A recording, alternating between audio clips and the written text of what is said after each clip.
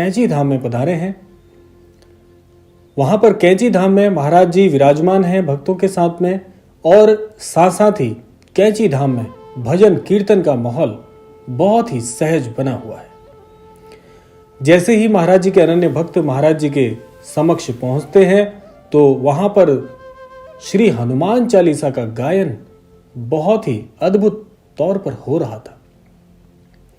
हनुमान चालीसा का गायन हो रहा हो, हनुमान चालीसा का उच्चारण हो रहा हो और अनन्य भक्त स्वयं को झूमने से रोक ना पाएं, ऐसा भला कैसे हो सकता है। स्वयं महाराज जी भी मौज मस्ती के माहौल में थे। महाराज जी भी श्री राम जी के नाम का, हनुमान चालीसा के गुणगान को सुनकर मंत्र मुग्ध हो रखे थे। तब एकाएक क्या होता है कि जैसे ही हनुमान चालीसा का पाठ पूरा होता है तो महाराज जी एकाएक एक ऐसा अद्भुत ज्ञान अपने अनन्य भक्तों से साझा करते हैं जो कि आज भी उतना ही महत्वपूर्ण है, आज भी उतना शक्तिशाली है। यदि महाराज जी के वचन को हम अपने जीवन में निभाते हैं, निश्चित तौर पर आप कभी भी नाकामयाब नहीं होंगे जीवन में।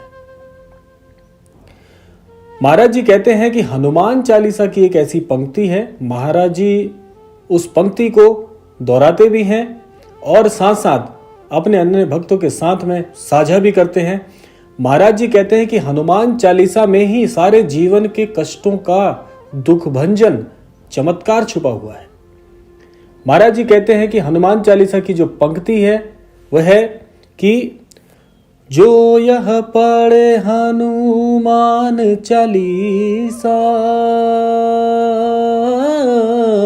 होय सिद्धि साखी गौरीसा।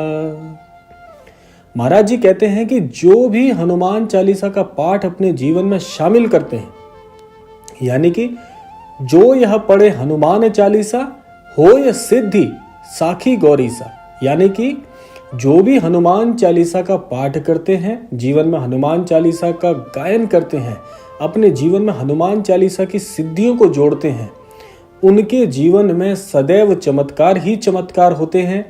मैंने पहले भी कई विशेषांकों में आपको हनुमान चालीसा की बहुत ही गहन भूमिकाएं बताई हैं, हनुमान चालीसा को पढ़ने के लाभ बताए हैं, हनुमान चालीसा से जीवन में कैसे चमत्कार होते हैं यह बताया है।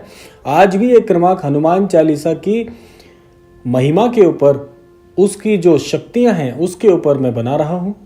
तो इसमें महाराज जी स्वयं ये बात कहते हैं कि आपके जीवन में हनुमान चालीसा को पढ़ने के पश्चात चमत्कार ही चमत्कार होंगे, जीवन में भाग्योदय हो जाएगा और आपको सिद्धियां प्राप्त होंगी। सिद्धियां कैसी होती हैं? देखिए, सिद्धियां तो वैसे अनेकों प्रकार की होती हैं। सिद्धियों का वर्णन करना एक मुख से, ये सारा वर्णन करना बड़ा ही कठिन कार्य है। सिद्धियों को आप ऐसे समझ लीजिए कि आपके जीवन के सारे मनोयश, सारी मनोतियां, सारी मनोकामनाएं पूर्ण हो जाएंगी। तब भी हनुमान चालीसा का यदि हम गुणगान करें तो वह भी क्षणिक बहुत ही सूक्ष्म है। यानी कि हनुमान चालीसा से जीवन में ऐसे ऐसे परिवर्तन होते हैं जो हम शब्दों में आपको नहीं कह सकते। बस आप यह समझ लीजिए कि हनुमान चालीसा से जीवन में सिद्धियां ही सिद्धियां, चमत्कार ही चमत्कार प्राप्त होते हैं। और इसके साक्षी स्वयं गौरीशा यानी कि स्वयं शंकर महादेव है, स्वयं भोलेनाथ है। इसके साक्षी कि हनुमान चालीसा से जीवन में अद्भुत परिवर्तन होते हैं, अद्भुत से अद्भुत परिवर्तन होते हैं। लेकिन बहुत से अनन्य भक्त कई तरह के प्रश्न पूछते हैं, सामान्य से प्रश्न पूछते हैं कि हनुमान चालीसा कैसे पढ़नी है, कब पढ़नी है, किस अवस्था में पढ़ी जा सकती है।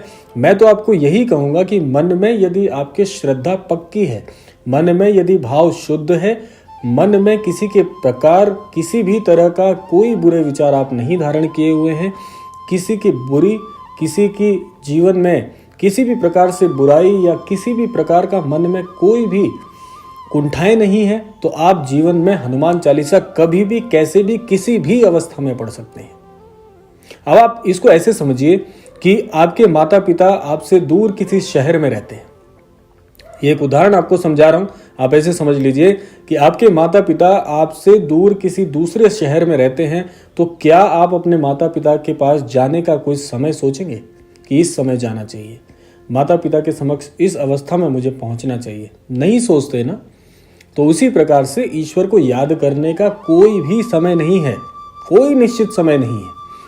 बस यह होता है कि आप ईश्वर को याद करने के लिए, हम सभी ने सोचा हुआ है कि भोर का समय अच्छा है, संध्याकालीन समय अच्छा है, समय तो सारे अच्छे हैं, ईश्वर को याद करिए। बस ईश्वर को याद करना है, ईश्वर के जो अपनी बात है ईश्वर तक पहुंचानी है। समय कुछ भी नहीं है। समय हमारे सभी मन जो जीवन है, ये समय तो हमने इस प्रकार से बनाया हुआ है कि अपनी सुविधा अनुसार इसको हमने इंगित किया हुआ है।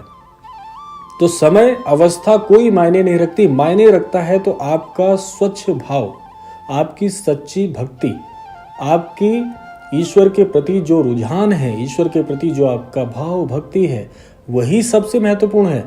आप रात को 12 बजे भी ईश्वर को याद करेंगे तो भी फल वही प्राप्त होगा। ऐसा कोई निश्चित समय नहीं है। ये सब कुछ हमने अपने अनुसार से बनाया हुआ है। तो इस प्रकार के किसी भी कष्ट में फंसना नहीं है। आपको सिर्फ यह करना है कि आपको ईश्वर के समक्ष जाना है, ईश्वर को याद करना है, ईश्वर की महिमा को सुनना है, श्रवण करना है, जीवन में उसको उतारना है, अमल करना है। यही सबसे महत्वपूर्ण है। तो महाराज जी कहते हैं कि हनुमान चालीसा के अंदर इतनी शक्तियां हैं कि नास्तिक जो हैं वो आस्तिक बन जाते हैं, जो दुष्ट प्रवृत्ति के लोग हैं वे भी साधु संत बन जाते हैं। आपके मन में ईश्वर के प्रति भक्ति जागृत हो जाती है, राम कृपा जीवन में बरसने लगती है, ईश्वर का आपको सानिध्य प्राप्त हो जाता है, मन में सात्विक विचार आते हैं, सात्विक जीवन जीने के प्रति आपका रुझान बढ़ने लगता है, विद्यार्थियों का पढ़ाई में मन लगने लगता है, विद्यार्थियों को सफलता प्राप्त होती है, कार्य क्षेत्र से जुड़े लोगों के कार्य क्षेत्र के सारे अटके कार्य बनने शुरू हो जाते हैं, कर्ज मुक्ति हो जाती है, घर में जो तनाव चल रहे होते हैं वो सारे तनाव छूट जाते हैं, शरीर में कोई रोग है, कोई बाधा है, जीवन में किसी प्रकार से किसी भी कष्ट से आप घिरे हुए हैं, सारे कष्ट दूर हो जाते हैं। यह तो मैं जो आपको मुख्य मुख्य बातें बता रहा हूं, लेकिन यह तो वो चीजें हैं जिनसे हम घिरे हुए हैं। इसके अलावा भी मैं आपको सात्विक जनों के लिए कुछ महत्वपूर्ण बताने वाला हूं। बहुत से वयोवृद्ध जन हैं जो जीवन में मुक्ति पाने के मार्ग ढूंढ रहे हैं। आप किसी भी मार्ग पे नहीं भी चलते तो हनुमान चालीसा का जीवन में पालन करना शुरू कर देते हैं, अनुसरण करना शुरू करते हैं, तो आपके लिए मुक्ति के रास्ते खुल जाते हैं। जीवन के चक्र से आप बच जाएंगे। जीवन के चक्र में पुनः फंसना नहीं पड़ेगा, स्वतः ही मुक्ति प्राप्त हो जाएगी हनुमान चालीसा के पाठ करने से। जिन लोगों का भक्ति भाव में मन नहीं लगता, किसी प्रकार से किसी भी बुरी बाधा में फंसे हुए हैं, तो आपको कुछ नहीं करना, हनुमान चालीसा का पाठ करिए। जीवन में स्वच्छ मन से पाठ करिए, स्वच्छ बुद्धि से पाठ करिए।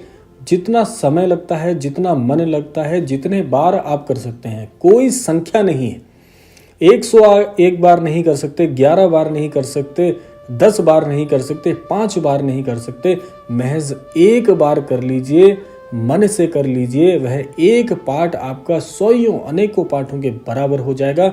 मैं आपको विश्वास दिलाता हूं, जीवन में कोई संख्या निर्धारित नहीं है, कोई समय निर्धारित नहीं है, कोई अवस्था निर्धारित नहीं है, कोई समय निर्धारित नहीं है कि निश्चित समय पर ही करना है। सारी मन में कुंठाएं हैं, इन कुंठाओं से स्वयं को दूर करिए। ईश्वर के पास पहुंचने का मार्ग सिर्फ एक होता है। जो हृदय से हृदय की बात समझते हैं, हृदय में भावना यदि आप व्यक्त करना चाहते हैं, हनुमान चालीसा को अपना आप सर्वस्व सौंप दीजिए। उन हनुमान चालीसा के दोहों में, प्रसंगों में, उन सारे जितनी भी उसके वाक्यांश हैं उसमें स्वयं को पिरो दीजिए। देखिए जीवन में कैसे कैसे परिवर्तन होते हैं। ये मैं नहीं, स्वयं आप मुझे प्रतिक्रिया स्वरूप में बताएंगे कि हमारे जीवन में इतने परिवर्तन हुए हैं। और सोचिए ना, आप सोचने वाली बात यह है कि जिसके साक्षी स्वयं गौरीसा, स्वयं महादेव जी हैं, तो वह कितनी अद्भुत कथा है, कितना अद्भुत वह चालीसा है, कितने अद्भुत वह प्रसंग हैं। तो एक बार करके देखिए, जीवन में निश्चित तौर पर आपको सब कुछ प्राप्त हो जाएगा। सर्वस्व यहीं पर संभव है, इसी धरा पर, इस धरा पर सब कुछ आपको प्राप्त हो सकता है। सब कुछ प्राप्त करने योग्य है, सब कुछ संभव है, असंभव कुछ भी नहीं है। और यह मत भूलिए कि आप साधु संतों की संतान हैं, हम सब ऋषियों की संतान हैं। भारत भूमि जो है वो इतनी पवित्र है कि ईश्वर ने यहाँ पर जन्म लिया है, अपनी रचनाएं की हैं, और ईश्वर ने यहाँ पर स्वयं अवतार लिया है। तो सोचिए कितनी पावन धरा पर हम लोगों ने जन्म लिया है। तो इतना अमूल्य है हमारा जीवन, इतने अमूल्य हैं वे साधु संत जिनकी संतानें हम ये हैं। और यह मत भूलिए कि मनुष्य ईश्वर की सबसे सटीक और सबसे बुद्धिमान कृति है। तो आपसे बड़ा बुद्धिमान इस पूरी धरा पर नहीं है। इसीलिए आप हनुमान चालीसा में स्वयं को सर्वस्व अपना निछावर कर दीजिए और देखिए फिर हनुमान चालीसा आपके जीवन को कैसे कैसे आपको सफल बनाती है और आप इस समाज में एक अलग ही ओज के साथ में अवतरित होंगे। ऐसी कामना के साथ विदा लेते हैं आज के विशेषांक से। मिलते हैं अगले क्रमांक में, तब तक के लिए जय श्री राम, जय गुरुदेव, जय उत्तराखंड।